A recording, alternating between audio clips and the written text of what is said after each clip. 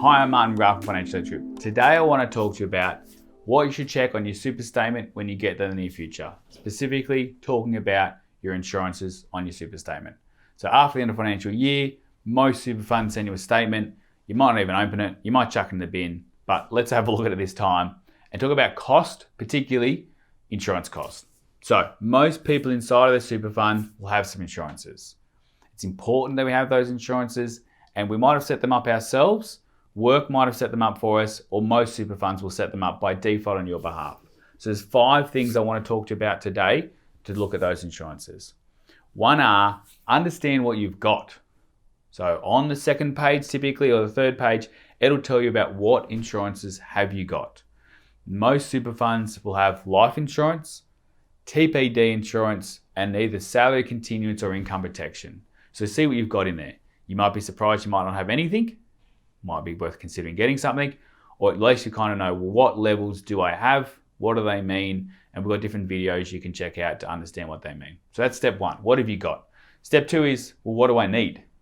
If they've set this up on my behalf, do I even need this? Depending on my circumstances, do I have kids that I need looked after? Is there still a mortgage? Do I even need insurances? Am I paying for something I don't need? Particularly if by default I haven't set it up. Definitely check that. It might be the opposite, that you need more. That you might go, oh, I've got insurance in my super, I've got it covered. You might only have $100,000 in life insurance, but you might still have a $300,000 or $400,000 mortgage. You might have young kids. You're going to need more than that cover. So you're definitely going to review that.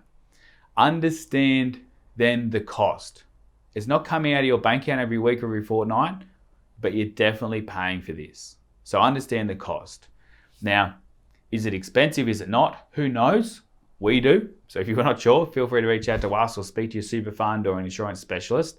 But also, cost doesn't always equal bad. I spend thousands of dollars a year on my personal insurances.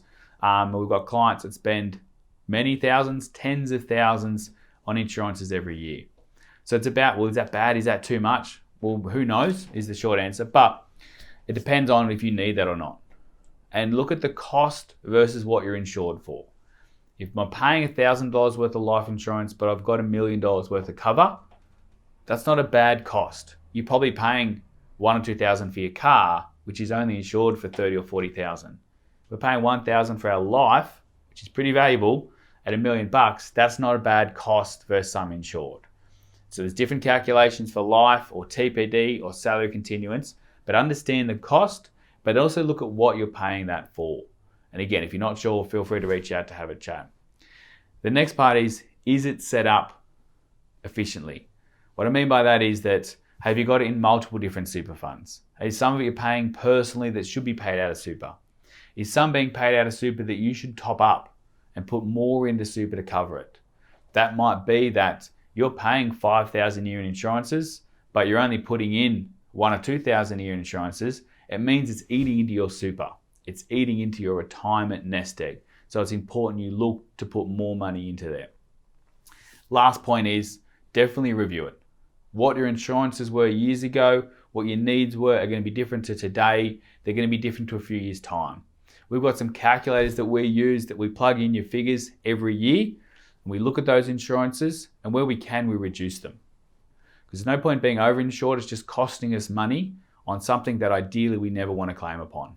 So where we can, we reduce those insurances along the way. So definitely review and reduce.